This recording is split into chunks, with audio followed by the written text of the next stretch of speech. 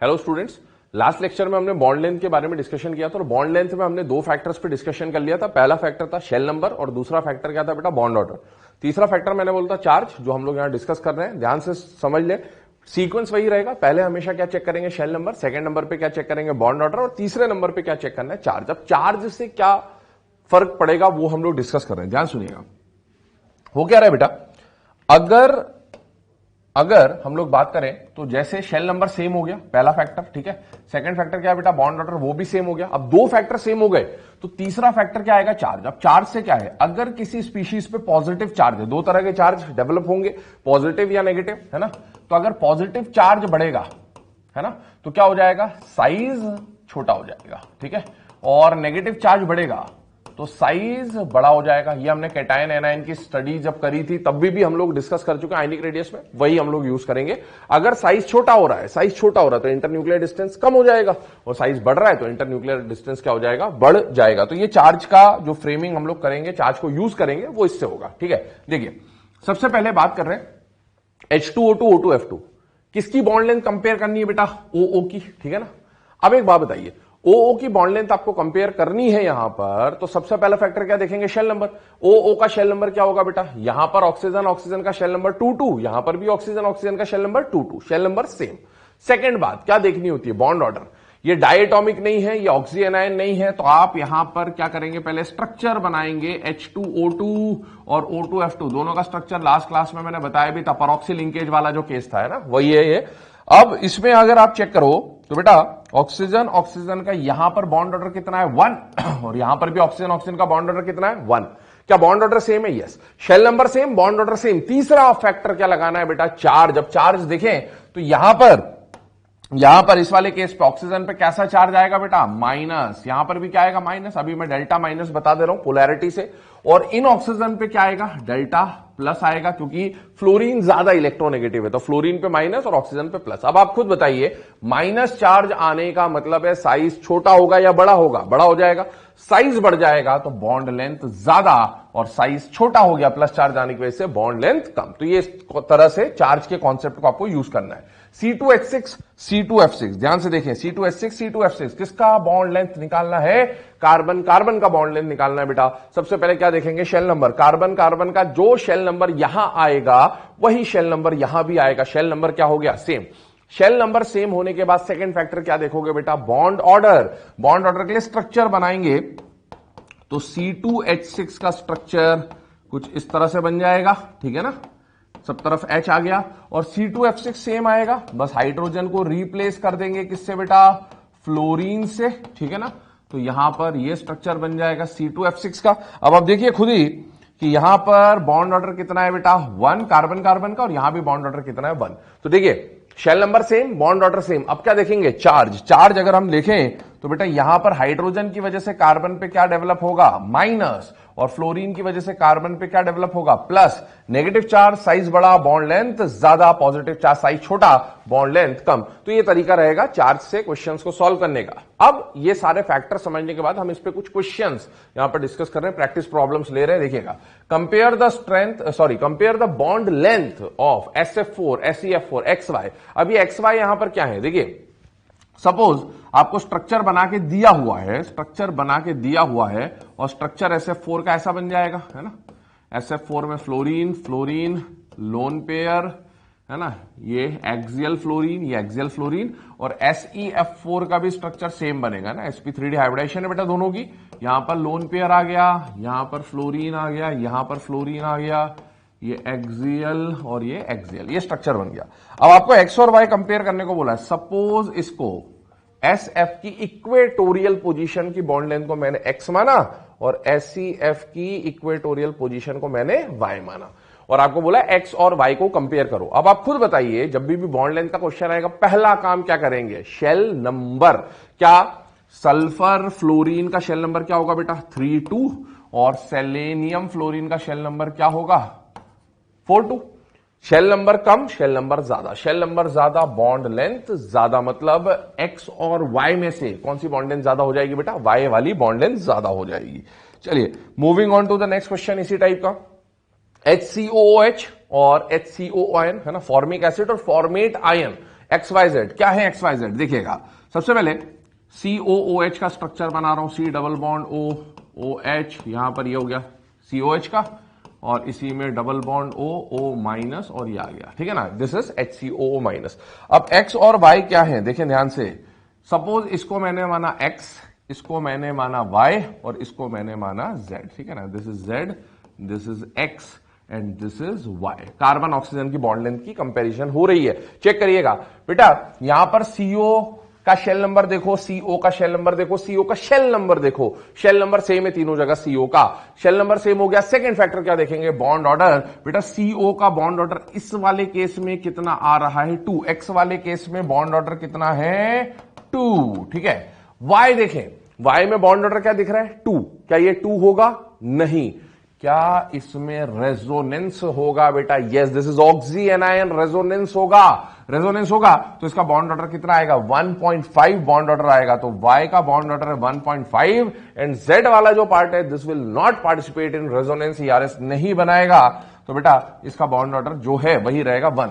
अब आप खुद देखिए, शेल नंबर सेम है लेकिन बॉन्ड ऑर्डर डिफरेंट है। जिसका बॉन्ड ऑर्डर ज्यादा उसकी बॉन्ड लेंथ कम, और जिसका बॉन्ड ऑर्डर कम उसकी बॉन्ड लेंथ क्या हो जाएगी बेटा? ज्यादा।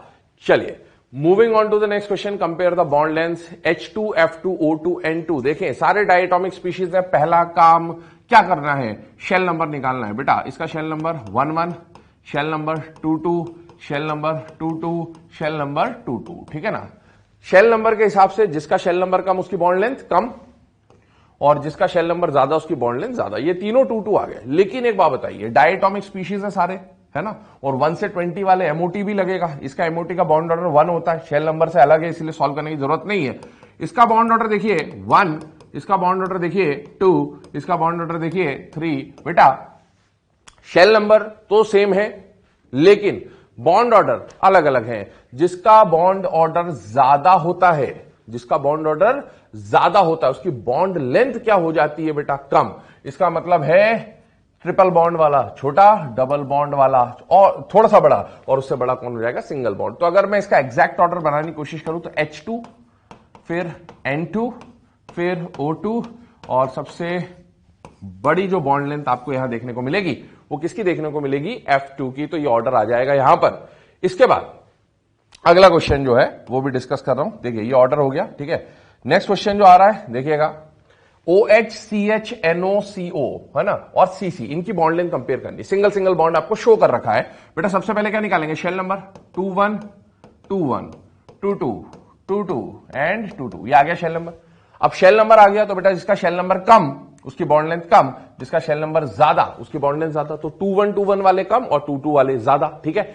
अब आप देखो 2121 सेम दिख रहा है, लेकिन फिर से ध्यान से सुने बेटा, हाइड्रोजन तो दोनों में कॉमन है, ऑक्सीजन और कार्बन दोनों है तो 2 के, लेकिन दोनों के साइजेस में डिफरेंस होगा। ऑक्सीजन का साइज छोटा, कार्बन का साइज बड़ा, तो बेटा यहां बॉन्ड लेंथ छोटी आएगी और यहां बॉन्ड लेंथ बड़ी आएगी। जबकि इनको देखो 2 2 2 2 2 2। अब सुने, शेल नंबर सेम है लेकिन साइज को देखिएगा थोड़ा सा। देखिए carbon, nitrogen, oxygen, periodic table याद करें, साइज का ऑर्डर ही होता है ना। अब आप खुद देखो NO का साइज, NO का साइज दोनों छोटे हैं। CO का साइज, O और O कॉमन है, O और O कॉमन है। N और C को कंपेयर करो, दोनों में से बड़ा कौन होता है? तो बेटा C बड़ा होता है। तो ये साइज का ऑर्डर आ जाएगा, इंटरन्यूक्लियर डिस्टेंस का ऑर्डर आ जाएगा। और CO CC को कंपेयर करो तो बेटा C तो कॉमन है, अब O और C में से कंपेयर कर लो तो बेटा इसका साइज बड़ा आ जाएगा, ठीक है। तो एक जनरल ट्रेंड मैंने आपको बता दिया किस तरह से सॉल्व करने होते हैं। हालांकि इसके कई बार कुछ कुछ एक्सेप्शंस मिल जाते हैं, बट इन जनरल आप इस तरह से बॉन्ड लेंथ के क्वेश्चंस को अप्रोच कर सकते हैं। अगला question, in which of the following molecule different bond length are present. कौन सा ऐसा मॉलिक्यूल है जिसके बॉन्ड लेंथ डिफरेंट है? बेटा CCl4 हाइब्रिडाइजेशन sp3 होता है, याद करें। SF6 हाइब्रिडाइजेशन sp3d2 होता है, याद करें। XeF4 हाइब्रिडाइजेशन sp3d2 होता है, याद करें। और ClF3 हाइब्रिडाइजेशन इज sp3d। भाई इनके तो बॉन्ड लेंथ क्या होते हैं बेटा? सेम, ठीक है। अगर साइड एटम सेम है तो बॉन्ड लेंथ क्या होंगे? सेम। लेकिन ClF3 में जो sp3d है इसमें एक्सियल और इक्वेटोरियल पोजीशन की बॉन्ड लेंथ अलग अलग होती थी, याद करें। तो ClF3 का पहले स्ट्रक्चर बना के देख लो, है ना। ClF3 में लोन पेयर, फ्लोरीन, फ्लोरीन और फ्लोरीन। बेटा ये वाला फ्लोरीन कौन सा होगा, इक्वेटोरियल, और ये वाले फ्लोरीन कैसे होंगे, एक्सियल। तो बेटा ये बॉन्ड लेंथ और ये बॉन्ड लेंथ ऑब्वियसली क्या आएंगी, डिफरेंट, क्योंकि एक्सियल इक्वेटोरियल बॉन्ड लेंथ क्या है, डिफरेंट। तो इसीलिए ऐसा मॉलिक्यूल जिसमें डिफरेंट बॉन्ड लेंथ प्रेजेंट होंगी वो कौन सा हो जाएगा, ClF3। चलिए बेटा, बॉन्ड लेंथ के बाद अब हम लोग जो नेक्स्ट पॉइंट डिस्कस करने वाले हैं दैट इज वीक फोर्सेस, है ना। कोवेलेंट बॉन्ड वगैरह जो फोर्सेस हमें पढ़ने थे उसके लास्ट पॉइंट पे आ रहे हैं, फिर आयनिक बॉन्ड पे मूव करेंगे। वीक फोर्सेस, ठीक है। अब याद करें केमिकल बॉन्डिंग के स्टार्टिंग में आपको बताए थे दो तरह के बॉन्ड्स होते हैं या फोर्सेस होते हैं, strong forces, weak forces. Weak forces में जनरली जो आते हैं वो वंडरवॉल फोर्सेस आते हैं या हाइड्रोजन बॉन्ड आता है ना। तो वही पॉइंट हम यहां डिस्कस कर रहे हैं, weak forces, hydrogen bond and van der Waals force. पहले हम लोग हाइड्रोजन बॉन्ड के बारे में डिस्कशन करेंगे और फिर हम लोग वंडरवॉल फोर्स या अदर जो वीक फोर्सेस और हो सकते हैं उनके बारे में डिस्कशन करेंगे, स्टार्टिंग विद हाइड्रोजन बॉन्ड, ठीक है। अब हाइड्रोजन बॉन्ड क्या है, देखिए नाम से एक बात समझ में आती है, ऐसा बॉन्ड जिसमें हाइड्रोजन पार्टिसिपेट कर रहा होगा। कौन पार्टिसिपेट कर रहा होगा, हाइड्रोजन। पर क्या कोई भी हाइड्रोजन एच बॉन्डिंग में पार्टिसिपेट कर सकता है, क्या हर हाइड्रोजन एच बॉन्डिंग में पार्टिसिपेट कर सकता है, तो बिल्कुल नहीं, ऐसा नहीं होगा, ठीक है। कौन से हाइड्रोजन एच बॉन्डिंग में पार्टिसिपेट करेंगे, कंडीशन समझिएगा, ठीक है ना। वही hydrogen, only that hydrogen can participate in H bonding which is directly bonded to FON. किससे डायरेक्टली बॉन्डेड है बेटा, फोन से, या फिर उसके साथ, है ना, CCl3, CF3 या फिर sp हाइब्रिड कार्बन डायरेक्टली जुड़ा हो।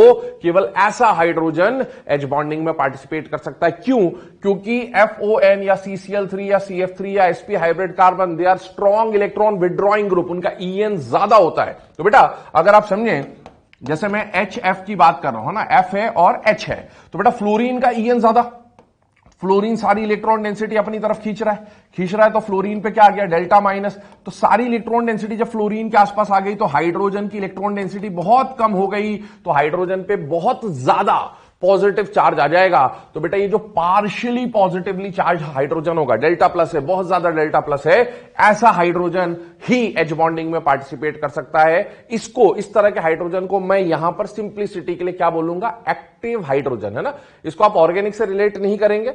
एक्टिव हाइड्रोजन कहने का मतलब मेरा क्या होगा, वो हाइड्रोजन जो एच बॉन्डिंग में पार्टिसिपेट कर सकता है, उसको मैं यहां पर सिंप्लिसिटी के लिए क्या बोलूंगा, एक्टिव हाइड्रोजन। तो कौन सा हाइड्रोजन एक्टिव माना जाएगा, जो फोन से जुड़ा होगा, sp हाइब्रिड कार्बन से जुड़ा होगा, CCl3 या CF3 ग्रुप से जुड़ा होगा। बट हमारे सिलेबस में लिमिटेड बात करेंगे फोन से रिलेटेड हाइड्रोजन, है ना, हमें मेनली यही यूज में आएंगे, इसलिए हम इसको बार बार डिस्कस करेंगे। कौन सा हाइड्रोजन एच बॉन्डिंग में पार्टिसिपेट कर सकता है, which is directly bonded to FON, covalent bond से जुड़ा होना चाहिए फोन के साथ। अब अगर इस हाइड्रोजन के सामने दूसरा कोई हाईली इलेक्ट्रोनेगेटिव एटम आ जाए, है ना, जो इससे जुड़ा ना हो, देखिए जैसे HF लिया मैंने, HF लिया, ये HF हो गया। इस HF में आप देखो तो हाइड्रोजन के ऊपर क्या सफिशिएंट पॉजिटिव चार्ज है बेटा, यस। क्या ये हाइड्रोजन एक्टिव होगा, यस। फोन से जुड़ा हुआ हाइड्रोजन एक्टिव होगा। और अगर इस फोन से जुड़े हुए हाइड्रोजन के सामने भी फोन आ जाए, कौन आ जाए, फोन आ जाए, फ्लोरीन आ जाए, ऑक्सीजन आ जाए, नाइट्रोजन आ जाए, कभी कभार समटाइम्स क्लोरीन भी आ जाए, तो बेटा इसके डेल्टा प्लस और ये इनके पास क्या लोन पेयर या इलेक्ट्रॉन डेंसिटी अवेलेबल है या नहीं है, तो इनके लोन पेयर और इसके पॉजिटिव चार्ज, यहां पर माइनस है, lone pair electron density minus, तो इनके बीच में एक इलेक्ट्रोस्टैटिक वीक अट्रैक्शन डेवलप हो जाता है, प्लस माइनस का अट्रैक्शन डेवलप हो जाता है। उस वीक फोर्स को, वीक अट्रैक्शन को क्या बोला जाता है, हाइड्रोजन बॉन्ड बोला जाता है। फिर से सुने, ध्यान से समझे क्या कंडीशन है, ठीक है ना। हम लोग जब यहां पर बात कर रहे हैं एच बॉन्डिंग की, तो क्या क्या पॉसिबिलिटीज बन रही हैं, ध्यान से सुने। ये कंडीशन है, देखिए कौन सा हाइड्रोजन एच बॉन्डिंग में पार्टिसिपेट करेगा, वो हाइड्रोजन जो डायरेक्टली कोवेलेंट बॉन्ड से जुड़ा होगा, किसके साथ जुड़ा होगा, फोन या sp हाइब्रिड कार्बन या CCl3 या CF3, लेकिन मेनली कौन काम आएगा, फोन से जुड़ा हुआ हाइड्रोजन एच बॉन्डिंग में पार्टिसिपेट करेगा। कब करेगा, जब उसके सामने भी कौन आ जाएगा, फोन आ जाएगा या समटाइम्स क्लोरीन आएगा, तो एक अट्रैक्शन इसके प्लस और इसके इलेक्ट्रॉन डेंसिटी लोन पेयर के बीच में डेवलप होगा। तो ये प्लस माइनस का जो अट्रैक्शन डेवलप हुआ है, डॉटेड लाइन से रिप्रेजेंट करेंगे इस बॉन्ड को, हम लोग क्या बोलते हैं बेटा, हाइड्रोजन बॉन्ड। अब सुने, इसमें दो और बातें। हाइड्रोजन बॉन्ड जो है वो जनरली या तो डाइपोल टाइप का अट्रैक्शन होगा, ठीक है ना, और या फिर आयन डाइपोल टाइप का अट्रैक्शन होगा। कैसा अट्रैक्शन होगा? डाइपोल डाइपोल या आयन डाइपोल टाइप का अट्रैक्शन होगा, उस पर हम लोग मूव करेंगे बाद में, ठीक है।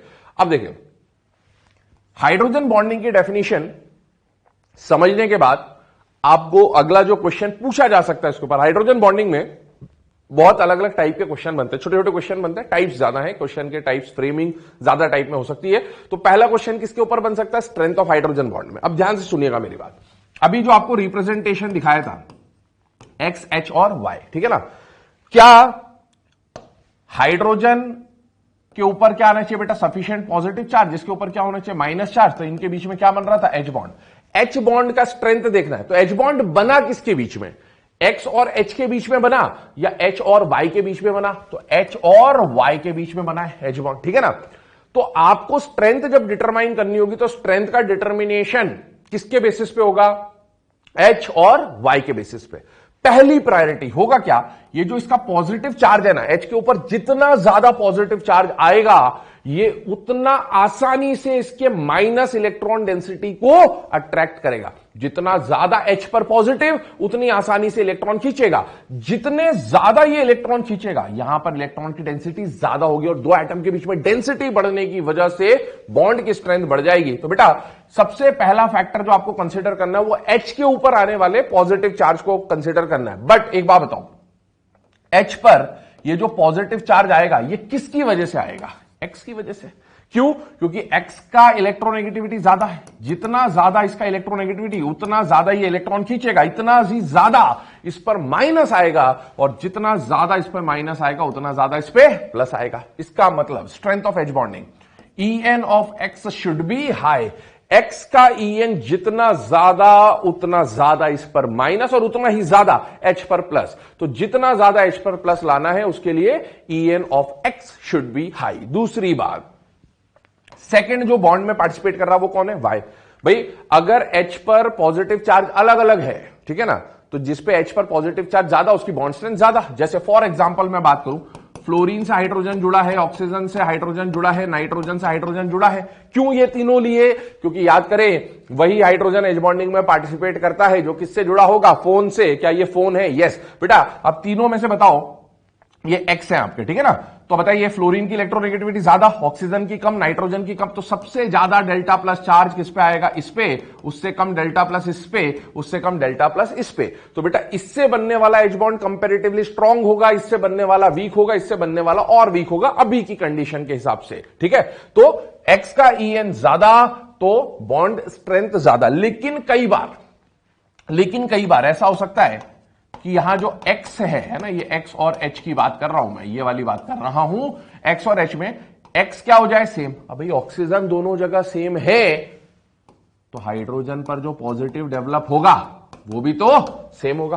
तो अगर x का En सेम हो जाए तब हमें सेकंड नंबर पे क्या देखना होगा? y। और y क्या होगा? If x is same then En of y should be low. En of y should be low. देखें एक और बार, En of y should be low. क्यों ऐसा हुआ? भाई मैंने यहां लिखा OH, मैंने यहां लिखा OH, यहां लिखा मैंने X, या लिख दिया मैंने A और यहां लिख दिया B। इनके बीच में H बॉन्ड बनाना है, इनके बीच में H बॉन्ड बनाना है। बेटा इस H पर आने वाला पॉजिटिव चार्ज तो क्या है? सेम। लेकिन A और B जिनके बीच में H बॉन्ड बनना है, अगर इसका En कम है और इसका En ज्यादा है, आप खुद बताओ आसानी से इलेक्ट्रॉन डेंसिटी कौन दे देगा? जिसका En कम है। अगर इसका En कम है ये इलेक्ट्रॉन डेंसिटी देगा। इलेक्ट्रॉन डेंसिटी जब देगा तो इसके बीच में इलेक्ट्रॉन की डेंसिटी ज्यादा, यहां पर इलेक्ट्रॉन की डेंसिटी कम, बॉन्ड की स्ट्रेंथ ज्यादा, बॉन्ड की स्ट्रेंथ कम। तो बेटा ये दो फैक्टर्स है, एक्स का En ज्यादा, डायरेक्टली बॉन्डेड एटम का En ज्यादा, और जिससे H बॉन्ड बनाना है उसका En क्या होना चाहिए? कम। तो ये बॉन्ड स्ट्रेंथ है ना। ये सिर्फ ये जो बताया गया है ये कंडीशन क्वेश्चन सॉल्व करने की। हालांकि एच बॉन्ड का एग्जैक्ट जो स्ट्रेंथ है वो उसकी बॉन्ड एनर्जी की वैल्यूज से निकल के आता है, उसमें इसके अलावा कई एक्सेप्शंस देखने को मिल सकते हैं, बट मेनली ये पॉइंट आपको फैक्टर्स काम में आने वाले हैं। देखिए पहला question, which H bond is strongest, ठीक है ना। अब एच बॉन्ड की स्ट्रेंथ के लिए क्या बोला आपको? सबसे पहले क्या देखना है बेटा? En of x should be high. अब आप देखो एच बॉन्ड बन किसके बीच में रहा है?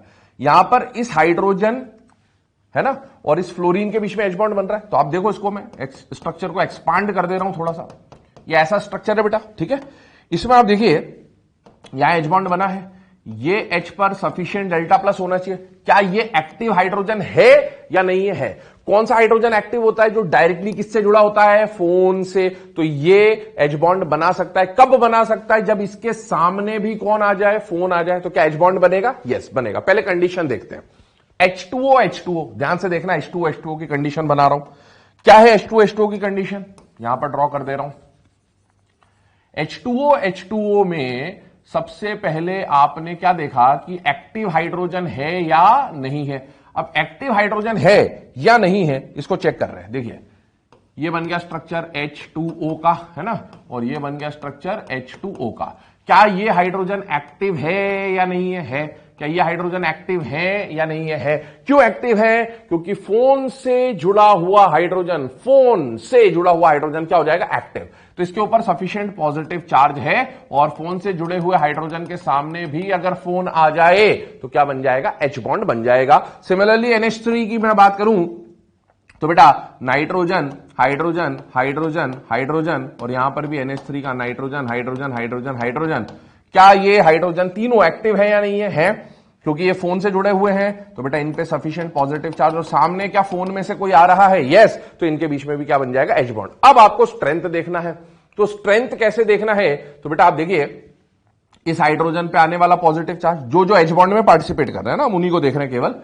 इनके बीच में बन रहा है H बॉन्ड, यहां पर इसके बीच में H बॉन्ड शो कर रखा है, यहां पर इसके बीच में H बॉन्ड आपको शो कर रखा है, ठीक है। अब आप खुद देखो हाइड्रोजन पर पॉजिटिव चार्ज ज्यादा किस पे आएगा? जो फ्लोरीन से जुड़ा हुआ है। उससे कम किस पे आएगा? जो ऑक्सीजन से जुड़ा हुआ है। उससे कम किस पे आएगा?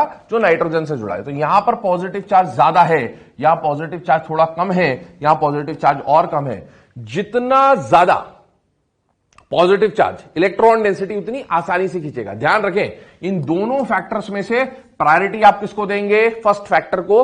अगर फर्स्ट फैक्टर अलग अलग है हर जगह तो उसी से सॉल्व करेंगे, फिर आपको एक्स को ही देखना है, वाई से सॉल्व करने की जरूरत नहीं है। क्या चार्ज अलग अलग है? यस। तो सिर्फ चार्ज के बेसिस पे सॉल्व करें, फ्लोरीन नाइट्रोजन ऑक्सीजन, जो सेकंड वाला है वाई, उसको देखने की जरूरत नहीं है। तो बेटा डेल्टा प्लस ज्यादा इलेक्ट्रॉन डेंसिटी आसानी से खींचेगा, डेल्टा प्लस थोड़ा कम मुश्किल से खींचेगा, डेल्टा प्लस और कम और मुश्किल से खींचेगा। तो स्ट्रॉन्गेस्ट H बॉन्ड इन तीनों में से कहां आ जाएगा? यहां पर। तो स्ट्रेंथ का ऑर्डर पूछ ले तो ये स्ट्रॉन्गेस्ट है, ये थोड़ा वीक है, ये और वीक है, ये कंडीशन बनेगी। तो अभी हमने पहला केस देखा En ऑफ x से रिलेटेड। अब En ऑफ y से देखते हैं, वो कब लगेगा? जब x क्या हो जाएगा बेटा? सेम। देखिए second question, determine correct order of H bond strength in. अब देखिए क्या ये सारे हाइड्रोजन, देखो बेटा क्या ये सारे हाइड्रोजन एक्टिव है या नहीं है? क्यों? क्योंकि ये हाइड्रोजन फोन से जुड़ा है, ये हाइड्रोजन फोन से जुड़ा है, ये हाइड्रोजन फोन से जुड़ा है, ये हाइड्रोजन भी फोन से जुड़ा है। फोन से जुड़े हुए हाइड्रोजन पर क्या आएगा? Delta plus. पर एक बात बताओ, ऑक्सीजन और नाइट्रोजन दोनों में से ज्यादा डेल्टा प्लस किस पे आएगा? ऑक्सीजन वाले हाइड्रोजन पे, नाइट्रोजन पे कम। ऑक्सीजन वाले हाइड्रोजन पर डेल्टा प्लस सेम, इस पर डेल्टा प्लस कम, ठीक है।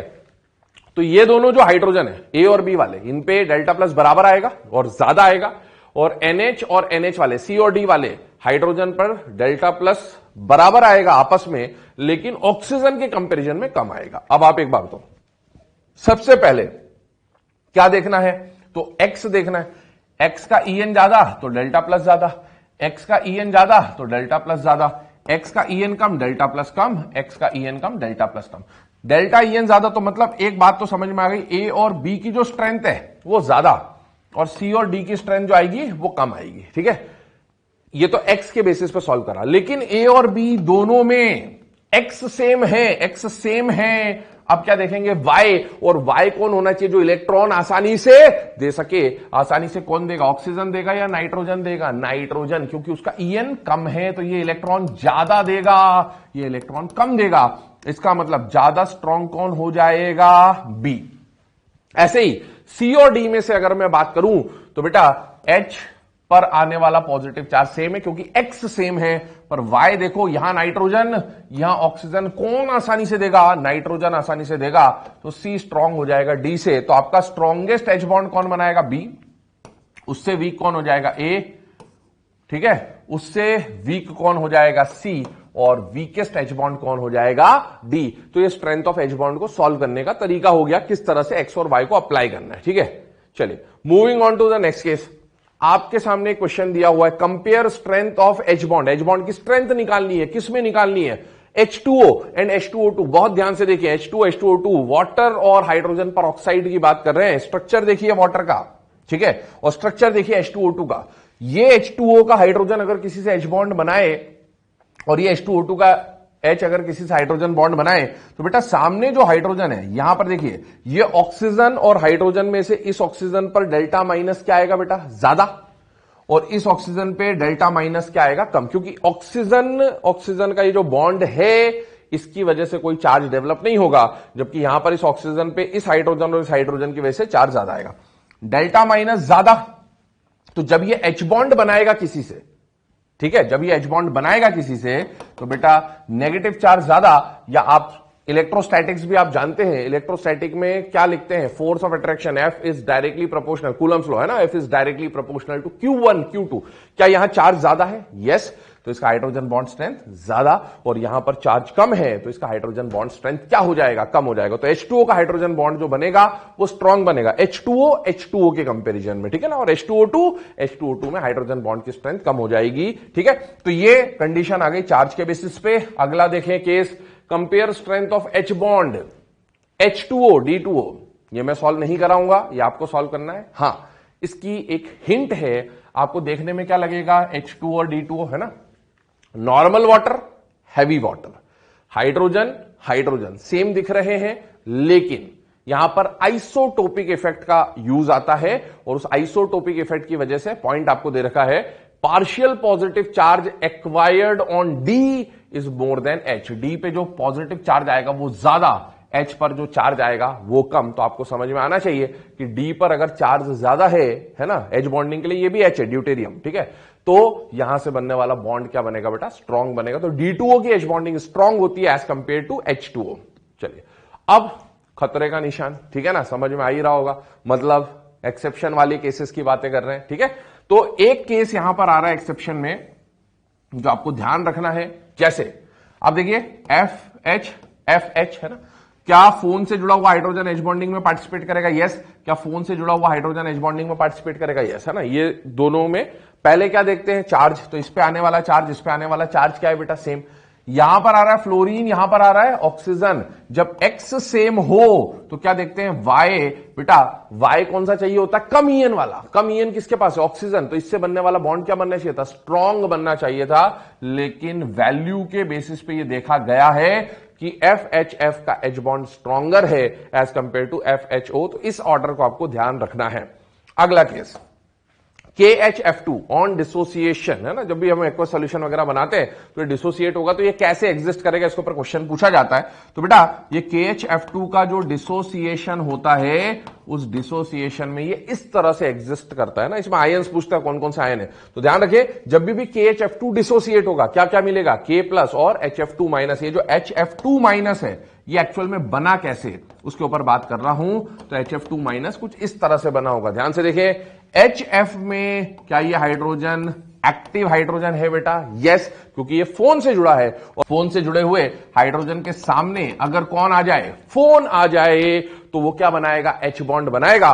तो यहां पर इन दोनों के बीच में क्या बन जाएगा बेटा, H बॉन्ड बन जाएगा। दूसरी बात ध्यान से सुनना, दूसरी बात, ये एग्जिस्ट कर रहा है इसी तरह से, कभी ऐसे दे दे HCl2 HBr2, है ना, और HI2 वगैरह।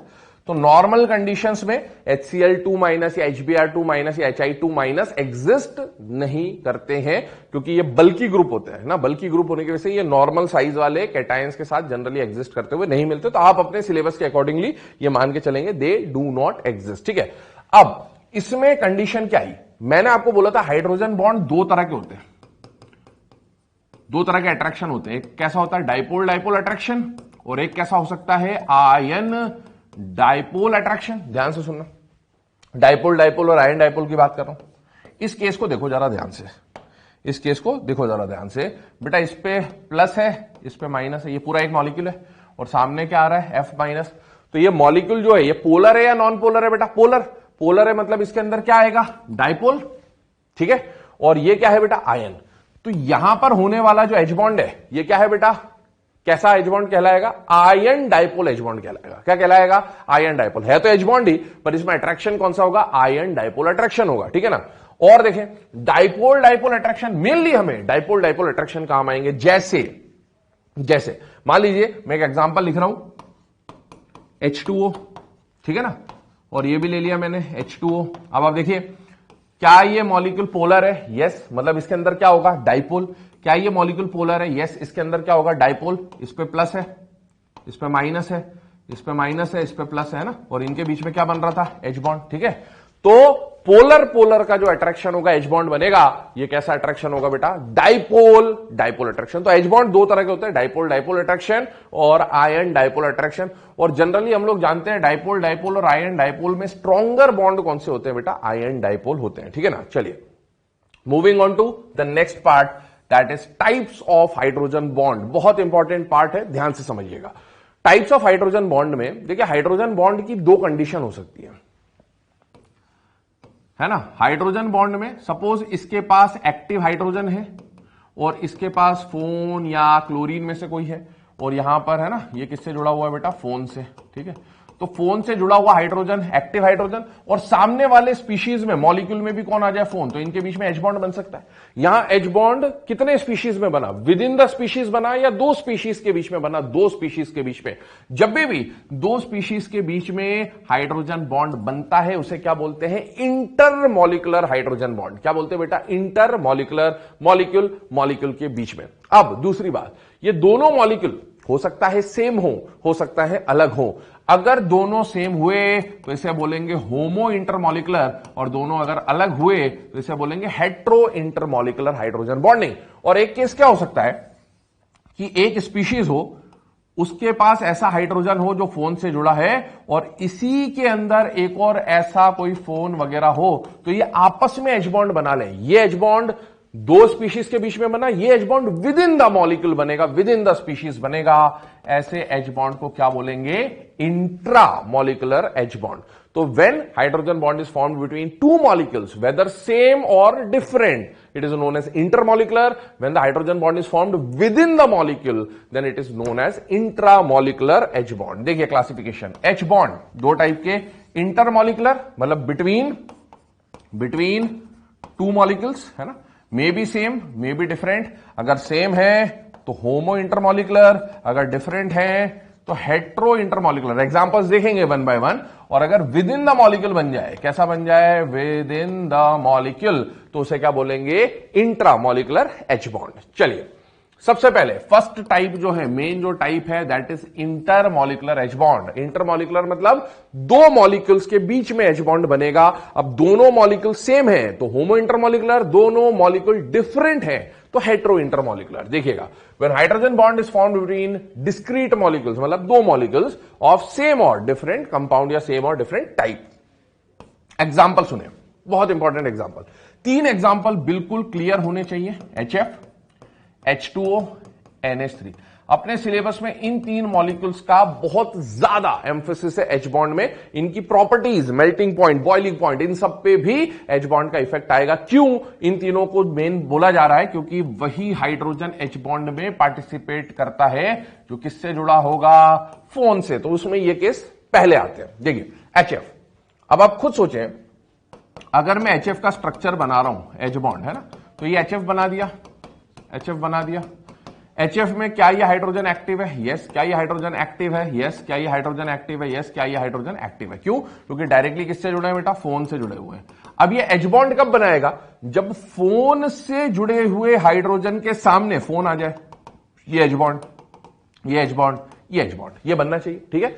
अगर ऐसा एच बॉन्ड में रिप्रेजेंट करूं, ठीक है, HF कौन से स्टेट में दे रखा, सॉलिड। तो अगर आपको ऐसा स्ट्रक्चर दे दे तो बेटा क्या दिख रहा है HF का हाइड्रोजन बॉन्डेड स्ट्रक्चर, लीनियर। तो आपसे पहला क्वेश्चन यही पूछता है कि क्या HF में हाइड्रोजन बॉन्डिंग होती है, यस। हाइड्रोजन बॉन्डिंग होती है, यस, ठीक है। एक HF मॉलिक्यूल कितने हाइड्रोजन बॉन्ड बनाता हुआ दिख रहा है, एक HF मॉलिक्यूल कितने हाइड्रोजन बॉन्ड बनाते हुए दिख रहा है, कितने हाइड्रोजन बॉन्डिंग के सेंटर्स हैं इसके पास, तो बेटा उसको हम लोग बोलते हैं एक्सटेंट ऑफ हाइड्रोजन बॉन्डिंग, मतलब नंबर ऑफ हाइड्रोजन बॉन्डिंग ज्यादा है या कम है। बेटा एक HF में एक इधर H बॉन्ड बनता हुआ दिख रहा है, एक इधर H बॉन्ड बनता हुआ दिख रहा है, तो कितने H बॉन्ड बनते हुए दिख रहे हैं, दो। तो 1 HF molecule can form 2 hydrogen bonds, ऐसा हम लोग बोल सकते हैं। दूसरी बात, आपसे अगला क्वेश्चन क्या पूछेगा, HF का जो हाइड्रोजन बॉन्डेड स्ट्रक्चर है, HF solid exist as linear structure, और ये क्या दिखा रखा है, जिगजैग स्ट्रक्चर। तो आपको पता होना चाहिए कि HF सॉलिड का स्ट्रक्चर, हाइड्रोजन बॉन्डिंग तो ठीक है, लेकिन HF सॉलिड का स्ट्रक्चर लीनियर नहीं होता है। कैसा होता है, जिगजैग। क्यों होता है, क्योंकि सॉलिड में पार्टिकल्स कंप्रेस्ड होते हैं, कंप्रेस्ड होते तो ये पास आएंगे तो इनमें रिपल्शन जो लगेगा उसको कमजोर करने के लिए, उसको वीक करने के लिए ये क्या अक्वायर करते हैं, जिगजैग स्ट्रक्चर। और सुने, जिगजैग स्ट्रक्चर को भी देखें, यहां HF बना दे रहा हूं मैं, ऐसे बहुत सारे मॉलिक्यूल्स हैं, एक HF एक्टिव हाइड्रोजन, दूसरे HF के साथ H बॉन्डिंग, एक्टिव हाइड्रोजन, ठीक है, ये एक्टिव हाइड्रोजन चलता जा रहा है। तो इसने इस एक HF ने इसके साथ H बॉन्डिंग किया, एक HF ने इसके साथ किया, है ना, इधर किया, करते जा रहे हैं H बॉन्डिंग, ये बन गया। अब स्ट्रक्चर लीनियर बन सकता है, जिगजैग बन सकता है। जिगजैग में दो कंडीशंस है, ध्यान से सुने। अभी आप देखो तो आपको क्या दिख रहा है, फ्लोरीन जो है वो टॉप पे है, फ्लोरीन क्या है, टॉप पे। 3 लेयर्स हैं, फर्स्ट लेयर, सेकंड लेयर और थर्ड लेयर। फर्स्ट लेयर पे कौन दिख रहा है, टॉप लेयर पे, बॉटम लेयर पे क्या दिख रहे हैं, फ्लोरीन, और मिडिल लेयर पे कौन दिख रहा है, हाइड्रोजन। इससे हुआ क्या, जब बॉटम लेयर पे फ्लोरीन आया तो बेटा फ्लोरीन का डिस्टेंस बढ़ गया, या टॉप लेयर पे फ्लोरीन आया तो फ्लोरीन का डिस्टेंस बढ़ गया, जबकि हाइड्रोजन क्या आ गए, पास। ऐसा क्यों, क्योंकि फ्लोरीन के पास क्या अवेलेबल है बेटा, लोन पेयर्स। क्या अवेलेबल है बेटा, लोन पेयर।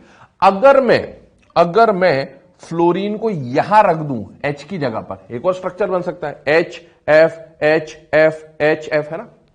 तो अगर मैं फ्लोरीन को इस ब्लू वाले पोजीशन पर रख दूं तो फ्लोरीन की डिस्टेंस कम हो जाएगी, पास आ जाएंगे, जबकि फ्लोरीन जब यहां और यहां रखा है तो डिस्टेंस क्या है बेटा, दूर, जिससे लोन पेयर रिपल्शन वीक हो जाएगा, और रिपल्शन वीक हो गया तो मॉलिक्यूल की स्टेबिलिटी बढ़ जाएगी।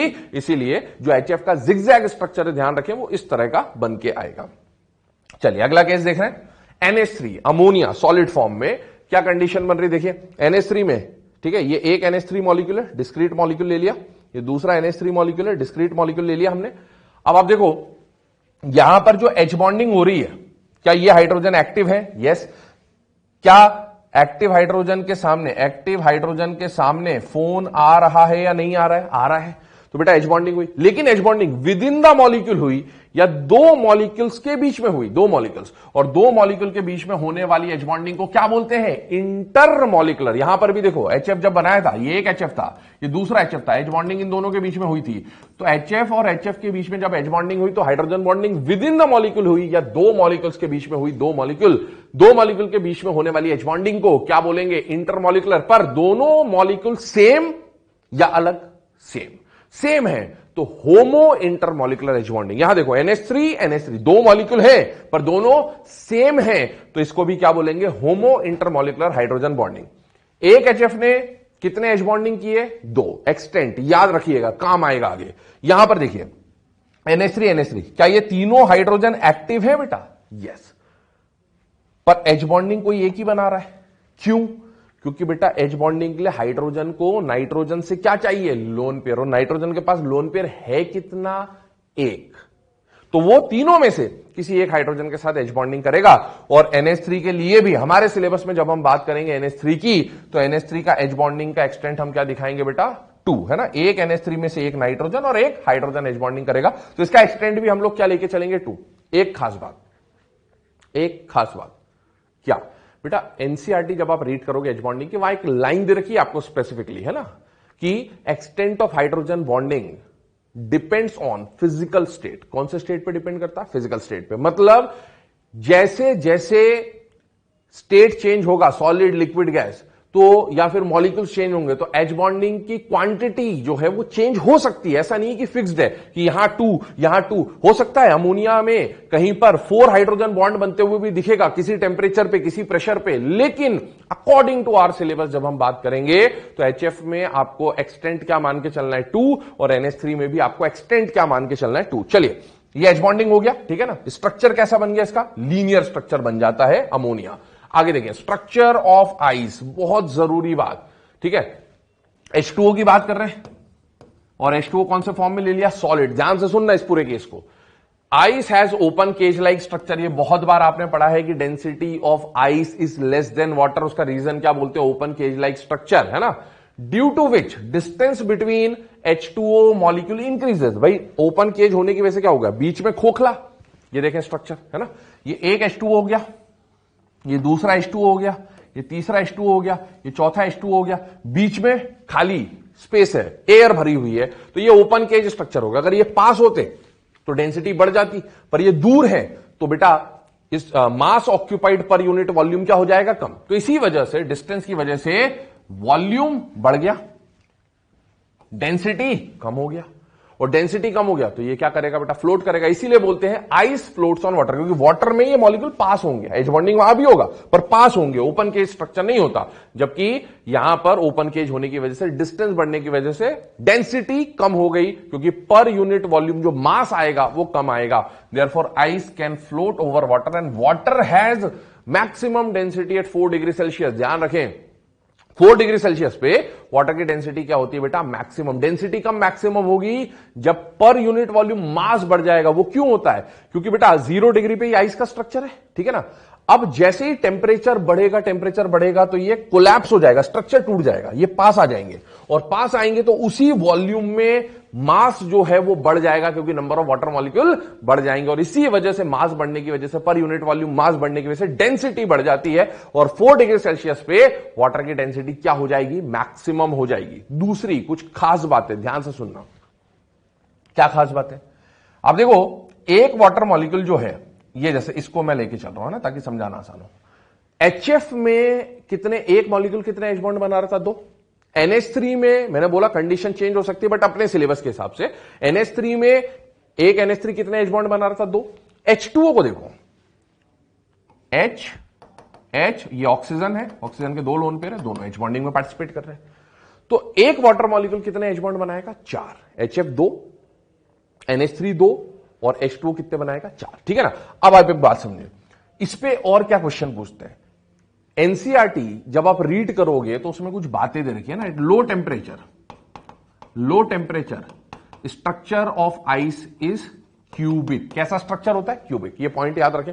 वाटर का जो स्ट्रक्चर होता है वो चेंज होता है, हनीकॉम्ब स्ट्रक्चर होता है ना, ओपन केज स्ट्रक्चर होता है, क्यूबिक स्ट्रक्चर होता है ना, अलग अलग टाइप के स्ट्रक्चर बनते हैं। बट लो टेम्परेचर के बारे में लाइन मेंशन है, लो टेम्परेचर वैल्यू नहीं मेंशन है, तो अपन ऐसे ध्यान रखेंगे। कभी पूछ ले structure of water at low temperature is, तो अपने को पता होना चाहिए वो स्ट्रक्चर कैसा बनेगा, क्यूबिक स्ट्रक्चर बनेगा। सॉलिड स्टेट में आपने अलग अलग फॉर्म्स पढ़े होते हैं, क्यूबिक, ऑर्थोरोम्बिक वगैरह वगैरह, तो उसमें से क्यूबिक स्ट्रक्चर आएगा। दूसरी बात क्या, ये जो ऑक्सीजन है, ध्यान से सुनना, इन structure of ice each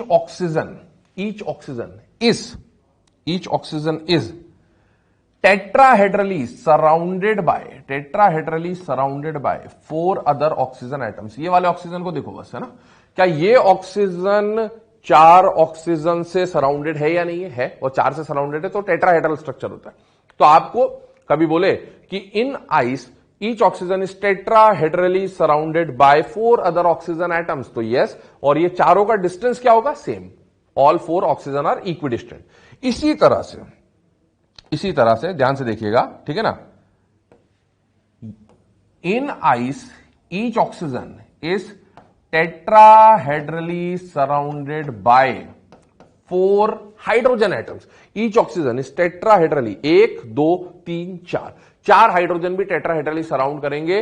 but क्या ये चारों हाइड्रोजन का डिस्टेंस बराबर होगा या अलग होगा, अलग होगा। ये कोवेलेंट बॉन्ड वाले हाइड्रोजन है बेटा, पास, और ये हाइड्रोजन बॉन्ड वाले हाइड्रोजन है, ये दूर रहेंगे। तो ये कंडीशन है कुछ जो आपको आइडिया होना चाहिए। चलिए, after structure of ice, next example boric acid. अच्छा, एक बात और समझ ले, यहां पर H2O की जब मैं बात करूं तो मैंने बोला था हाइड्रोजन बॉन्डिंग। देखिए, ये एक मॉलिक्यूल है, इसने हाइड्रोजन बॉन्ड किससे बनाया, इस मॉलिक्यूल से ना। तो मॉलिक्यूल के बीच में, 2 मॉलिक्यूल्स के बीच में बनने वाला हाइड्रोजन बॉन्ड को क्या बोलते हैं, इंटरमॉलिक्यूलर। और दोनों सेम है या डिफरेंट है, तो दोनों डिफरेंट है, सॉरी दोनों सेम है, तो इसीलिए H2O और H2O सेम है, तो इसीलिए हम क्या बोलेंगे, इंटरमॉलिक्यूलर एच बॉन्डिंग। अगला, moving on to the next example, boric acid, है ना। बोरॉन फैमिली जब हम रीड करते हैं ग्रुप 13 में, तो हमारे सिलेबस में उसका स्ट्रक्चर वगैरह दे रखा है, उसके बारे में कुछ पॉइंट्स मेंशन्ड है। इसका स्ट्रक्चर कैसा बनता है बेटा, 2D शीट लाइक स्ट्रक्चर है। यहां पर सिर्फ एक बोरिक एसिड का मॉलिक्यूल है ना, हम लोग इसको ऐसा भी लिख सकते हैं BOH थ्राइस। तो बेटा बोरॉन है, बोरॉन के साथ OH OH OH यहां पर जुड़े हैं। क्या ये हाइड्रोजन एक्टिव होगा? यस, क्योंकि डायरेक्टली किससे जुड़ा है, फोन से। तो ये भी एक्टिव है, ये भी एक्टिव है, ये भी एक्टिव है। ये अगले H3BO3 अगले H3BO3 के साथ ऐसा हेक्सागोनल इसका स्ट्रक्चर बनता। हालांकि इसके बारे में हम लोग डिस्कस करेंगे आगे जब हम पढ़ेंगे, ठीक है ना, बोरॉन फैमिली। तो इस तरह का स्ट्रक्चर इनके बनते जाते हैं डिस्क्रीट स्ट्रक्चर में। तो बेटा ये H बॉन्डिंग कर सकता है और यहां H3BO3 का अगले H3BO3 से स्ट्रक्चर बनता जाएगा, H बॉन्डिंग बनता जाएगा, इसलिए इंटर मॉलिकुलर H बॉन्डिंग है। ठीक है, एसिटिक एसिड बहुत इंपॉर्टेंट एग्जांपल। ठीक है, सॉल्यूशन चैप्टर जब आप फिजिकल केमिस्ट्री में पढ़ते हैं तो वहां पर एक पॉइंट दे रखा आपको, जब आप सॉल्यूशन चैप्टर में कॉलिगेटिव प्रॉपर्टीज पढ़ते हैं तो वहां पर लास्ट में जाके वेंट ऑफ फैक्टर आता है, ऑब्जर्व्ड मॉलिकुलर मास है ना, एक्चुअल मॉलिकुलर मास वगैरह की जब हम बात करते हैं थ्योरेटिकल और ऑब्जर्व्ड की। तो आपको ये पता है कि ये जो एसिटिक एसिड होता है ना, इसमें पॉलीमराइजेशन होता है। दो चीजें होती है, डिसोसिएशन एंड कॉम्बिनेशन, एसोसिएशन, है ना। तो ये एसोसिएट हो जाता है। इसका एक्चुअल मॉलिकुलर मास जो होना चाहिए दैट शुड बी 60, बट इसका जो मॉलिकुलर मास मिलता है आपको वो 120 मिलता है। क्यों? क्योंकि ये एसोसिएट हो जाते हैं, दो मॉलिक्यूल एसोसिएट हो जाते हैं। और कैसे एसोसिएट हो जाते हैं? Due to H bonding. Generally ये जो आपको बेंजीन सोल्यूशन है उसमें ये होता हुआ दिखेगा। स्ट्रक्चर देखिए, ये CH3COH, ये एक एसिटिक एसिड हो गया CH3COOH। अब आप देखिए एक बात समझिएगा, क्या ये हाइड्रोजन एक्टिव है या नहीं है? क्यों है? क्योंकि डायरेक्टली किससे जुड़ा हुआ? फोन से। एक और बात, यहां पर भी तो हाइड्रोजन है, क्या ये एक्टिव है? नहीं। क्यों नहीं है? क्योंकि ये फोन से जुड़ा हुआ नहीं है। कौन सा हाइड्रोजन एक्टिव होते हैं? जो फोन से जुड़ा होता है, या फिर CH3 group, sorry CCl3 group से, या CF3 ग्रुप से, या sp हाइब्रिड कार्बन से। ये sp हाइब्रिड कार्बन नहीं है तो ये एक्टिव नहीं है, ठीक है ना। तो ये H बॉन्डिंग में पार्टिसिपेट नहीं करेगा। लेकिन क्या ये H बॉन्डिंग में पार्टिसिपेट करेगा? यस। अगला एक और मॉलिक्यूल आ गया एसिटिक एसिड का, इसका ये हाइड्रोजन एक्टिव, ये फ्लिप होके आ गया है ना, इधर स्ट्रक्चर ऐसा है, इधर फ्लिप हो गया। अब उससे क्या हुआ? एक्टिव हाइड्रोजन के सामने फोन आ गया और एक्टिव हाइड्रोजन के सामने फोन आ गया। क्या करेंगे? H bonding. इस तरह से ये डाइमर का फॉर्मेशन कर लेते हैं और डाइमराइजेशन होने की वजह से 60 + 60 मास कितना दिखने लगता है? 120। चलिए अगला केस, ये क्वेश्चन भी पूछा जा सकता है आपसे कि सोडियम बाइकार्बोनेट और पोटेशियम बाइकार्बोनेट में से जब स्ट्रक्चर हम बनाते हैं तो कौन डाइमर के फॉर्म में एग्जिस्ट करता है, कौन पॉलीमर के फॉर्म में एग्जिस्ट करता है? पहली बात, इसको जब आप ब्रेक करोगे ना बेटा तो ध्यान से सुनना, NaHCO3 ब्रेक होगा Na+ और HCO3- में, और KHCO3 ब्रेक होगा K+ और HCO3- में ना। तो इसमें Na और K H बॉन्डिंग में पार्टिसिपेट नहीं करेगा। H बॉन्डिंग तो HCO3 और HCO3 की होगी और यहां पर भी H बॉन्डिंग में ये होगा। देखिए क्या कंडीशन है, ये HCO3 स्पीशीज है ना, ये वाला HCO3 स्पीशीज है एक, ये दूसरा HCO3 स्पीशीज है, ये तीसरा HCO3 स्पीशीज है ना। और इसके साथ O- के साथ कौन जुड़ा हुआ है? Na+। O- के साथ कौन जुड़ा हुआ है? Na+, ठीक है ना। इस तरह से जुड़ते जा रहे हैं, ये चेन बनाई हमने। अब बात देखो, ये एक्टिव हाइड्रोजन, ठीक है, ये दूसरे वाले HCO3 का एक्टिव हाइड्रोजन, इस तरह से। और सामने कौन आ रहा है? फोन आ रहा है। H बॉन्डिंग हो गई, H बॉन्डिंग हो गई यहां पर, और H बॉन्डिंग होती जाएगी। ये H बॉन्डिंग जब हुई तो H बॉन्ड स्ट्रॉन्ग होता है या वीक फोर्स होता है बेटा? Weak force. पर यहां पर कौन आया? Na+, यहां पर कौन आया? Na+, इसी क्रिस्टल में है, ठीक है। दूसरी बात समझना, KHCO3 की जब मैं बात कर रहा हूं, अगर मैं ऐसा स्ट्रक्चर बना के यहां क्या लिख दूं बेटा? K+। क्या लिख दूं? K+। अब आप खुद बताओ, Na का जो साइज होता है, Na आयन का जो साइज होता है ना, Na+ और K+ के साइज की बात कर रहा हूं, तो Na और K के साइज में से कौन छोटा और कौन बड़ा? Na का साइज छोटा, K का साइज बहुत बड़ा। याद करो S ब्लॉक के साइज का ऑर्डर जिग-जैग जिग-जैग है ना, और वो N वगैरह जो बनता था, तो K का साइज बहुत बड़ा होता है बेटा। तो यहां पर Na तो इजीली इस क्रिस्टल में एडजस्ट हो जाता है, जिसकी वजह से ये चेन बनती जाती है, और चेन बनते जाने की वजह से NaHCO3 क्या बना लेगा? पॉलीमर। जबकि अगर मैं यहां K+ लाऊंगा तो K+ बहुत बल्की ग्रुप है, K+ बहुत बल्की ग्रुप है, रिपल्शन बढ़ जाएगा। इस वजह से उसको ज्यादा से ज्यादा K+ क्या बना पाता है? डाइमर। वो इस तरह से लंबी चेन नहीं बना पाएगा। तो KHCO3 due to large size only can form dimer, whereas NaHCO3 can form polymer due to its small size. चलिए अगले कुछ और एग्जांपल, HCN मॉलिक्यूल लिया, अगला भी HCN मॉलिक्यूल लिया। बेटा क्या ये हाइड्रोजन एक्टिव है या नहीं है या नहीं है? क्यों है? क्योंकि फोन से जुड़ा हुआ वही हाइड्रोजन तो एक्टिव होता है जो फोन से जुड़ा होता है, या फिर sp हाइब्रिड कार्बन से। आप इस कार्बन को देखिए, क्या ये कार्बन sp हाइब्रिड है या नहीं है? और sp हाइब्रिड कार्बन से जुड़े हुआ हाइड्रोजन को एक्टिव हाइड्रोजन मानेंगे। और एक्टिव हाइड्रोजन एच बॉन्ड कब बनाएगा? जब उसके सामने कौन आ जाएगा? फोन आ जाएगा। यहां एच बॉन्ड बना, H bond within the molecule बना या दो मॉलिक्यूल में बना? दो मॉलिक्यूल में बना। और दोनों मॉलिक्यूल सेम है या डिफरेंट है? बेटा सेम है, इसीलिए कौन सा टाइप है? होमो इंटर मॉलिक्यूलर हाइड्रोजन बॉन्डिंग। अगला देखें, पैरा नाइट्रोफिनॉल, बहुत इंपॉर्टेंट एग्जांपल, ध्यान से देखें। पैरा नाइट्रोफिनॉल, ये आ गया OH, ठीक है ना, फिनॉल ग्रुप। और पैरा पोजीशन मतलब यहां पर कौन सा ग्रुप आ गया? नाइट्रो ग्रुप, है ना। अब एक कंडीशन आती है, देखें क्या कंडीशन है। क्या ये एक्टिव हाइड्रोजन है बेटा? यस, है ना, क्योंकि फोन से जुड़ा है। और क्या विद इन द मॉलिक्यूल, क्योंकि hydrogen bond within the molecule भी बन सकता है। क्या इस हाइड्रोजन, एक्टिव हाइड्रोजन के सामने फोन में से कोई आ रहा है? यस। अगर आ रहा है तो H बॉन्ड अगर बन रहा है तो ये दो मॉलिक्यूल में बन रहा है या विद इन द मॉलिक्यूल बन रहा है? विद इन द मॉलिक्यूल बन रहा है। और विद इन द मॉलिक्यूल बनने वाले H बॉन्ड को क्या बोलते हैं? इंट्रामॉलिक्यूलर। लेकिन क्या ये H बॉन्ड बनेगा? नहीं। क्यों नहीं बनेगा? क्योंकि बेटा हाइड्रोजन बॉन्ड बहुत ही वीक फोर्स होता है। डिस्टेंस देखिए, ऑर्थो पे अगर ये नाइट्रो ग्रुप होता, ऑर्थो नाइट्रोफिनॉल है ना, तो डिस्टेंस पास होता। लेकिन मेटा या पैरा पे चला गया तो डिस्टेंस बढ़ गया। डिस्टेंस बढ़ने की वजह से ये बॉन्ड वीक हो जाता और ये एग्जिस्ट नहीं करेगा। तो ध्यान रखें, पैरा पोजीशन पर आपको इंट्रा मॉलिकुलर H बॉन्ड नहीं मिलेगा। पैरा पे जब भी होगा क्या बनाएगा? Inter molecular. तो पैरा नाइट्रोफिनॉल का केस बनेगा तो कैसे बनेगा? देखिएगा, यहां पर आ गया OH, यहां पर आ गया NO2, ठीक है। यहां पर अगला मॉलिक्यूल ले रहा हूं, ठीक है ना, इसी पैरा नाइट्रोफिनॉल का, लेकिन इस बार फ्लिप करा दे रहा हूं ताकि H बॉन्डिंग शो हो सके। देखें, ये आ गया एक्टिव हाइड्रोजन, फोन से जुड़ा हुआ, एक्टिव हाइड्रोजन फोन से जुड़ा हुआ, फोन से जुड़े हुए हाइड्रोजन के सामने फोन से जुड़े हुए हाइड्रोजन के सामने फोन, H बॉन्ड बन गया। ये दिखाया दूर है, को क्लोज होते हैं काफी, तो ये H बॉन्डिंग हुई। तो दो मॉलिक्यूल्स के बीच में H बॉन्डिंग होगी तो इंटरमॉलिकुलर, दोनों सेम है या डिफरेंट है? सेम है। इसे क्या बोलेंगे बेटा? होमो इंटरमॉलिकुलर H बॉन्डिंग कहा जाएगा। तो ये कंडीशन यहां पर बन के आ रही।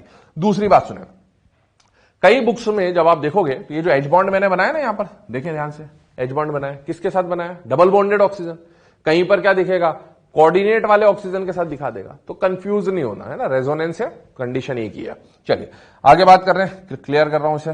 देखिए अगला केस आ रहा है alcohol plus water. Alcohol plus water की बात कर रहे हैं, ROH की बात कर रहे हैं। वाटर हो गया H2O। चेक करिए, हाइड्रोजन बॉन्ड एक मॉलिक्यूल में बन रहा है या दो मॉलिक्यूल में बन रहा है? दो। इंटर या इंट्रा? इंटर। दोनों सेम है या अलग है? अलग है। तो इसे क्या बोलेंगे बेटा? Hetero intermolecular H bonding.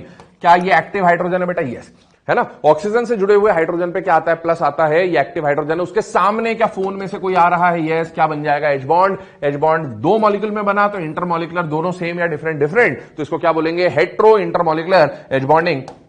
Same is phenol with water. Phenol दो मॉलिक्यूल है, दोनों मॉलिक्यूल अलग अलग है, हेट्रो इंटरमॉलिकुलर हाइड्रोजन बॉन्डिंग होगा। चेंज क्या आया? देखें, यहां फिनॉल प्लस वाटर यहां रिप्रेजेंट कर दे रहा हूं। यह आ गया OH, यहां आ गया वाटर, ठीक है। डेल्टा प्लस एक्टिव है, H बॉन्ड बनाएगा। दो मॉलिक्यूल्स के बीच में H बॉन्ड है, दोनों अलग है, हेट्रो इंटरमॉलिकुलर हाइड्रोजन बॉन्डिंग हो जाएगा।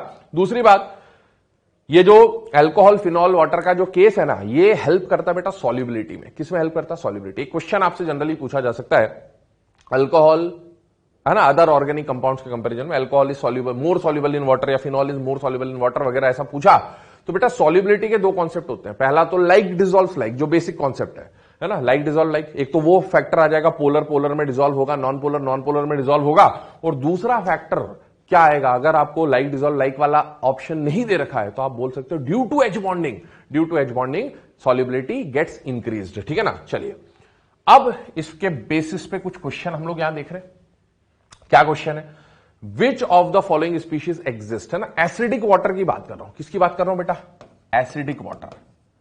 अब एसिडिक वाटर आप लोगों ने सुनी रखा होगा, क्या होता है जब H2O का प्रोटोनेशन होता है तो आपको क्या मिलता है? H3O प्लस, है ना, एसिडिक वाटर, हाइड्रोनियम आयन। अब आप देखो, ये H2O और प्लस का जो बॉन्ड होता है ये कैसे बनता है, तो याद करें अभी हमने कोऑर्डिनेट बॉन्ड प्रीवियस लेक्चर में डिस्कस किया था। ये अपना लोन पेयर इसको देगा और इसके साथ क्या बना लेगा, कोऑर्डिनेट बॉन्ड बना लेगा। कोऑर्डिनेट बॉन्ड बनाएगा तभी तो जाके कौन एग्जिस्ट करेगा, H3O+। क्या ये एग्जिस्ट करता है बेटा, यस इट एग्जिस्ट, है ना। H3O+ बन गया, कैसे बन गया, कोऑर्डिनेट बॉन्ड से। H5O2 ये कैसे बना, ध्यान से देखो। H3O+ के साथ अगर मैं H2O का कॉम्बिनेशन कर दूं, इनके बीच में कुछ अट्रैक्शन हो जाए तो क्या हो जाएगा, H5O2+, है ना। ये जो H5O2 मैंने बनाया ऊपर पिछले स्टेप में, उसमें अगर मैं एक और H2O कंबाइन कर दूं समहाउ, तो H7O3+, और सेम ये बना दूं, H2O यहां पर ऐड कर दूं, ठीक है ना, तो क्या बन जाएगा, H9O4+। अब आप खुद देखिए, क्या ये H3O+ एग्जिस्ट करता है, यस। अगला ये वाला जो केस है, यहां पर क्या होता है, जो H3O+ में बॉन्ड बना वो कौन सा बॉन्ड बना बेटा, कोऑर्डिनेट बॉन्ड। कौन सा बॉन्ड बना, कोऑर्डिनेट। पर इसके अलावा अब आगे कोऑर्डिनेट बॉन्ड नहीं बनता, इसके आगे इनके ये जो एसिडिक हाइड्रोनियम आयन मिला है, ये वाटर के साथ क्या करता है, H बॉन्ड बनाता है। क्या बनाता है, H बॉन्ड। यहां पर भी क्या बनेगा, H बॉन्ड, यहां पर भी क्या बनेगा, H बॉन्ड। और H बॉन्ड बनने की वजह से यहां पर इनके एग्जिस्टेंस पॉसिबल होते हैं। तो ध्यान रखें, ये एग्जिस्ट करते हैं due to presence of H bond, है ना।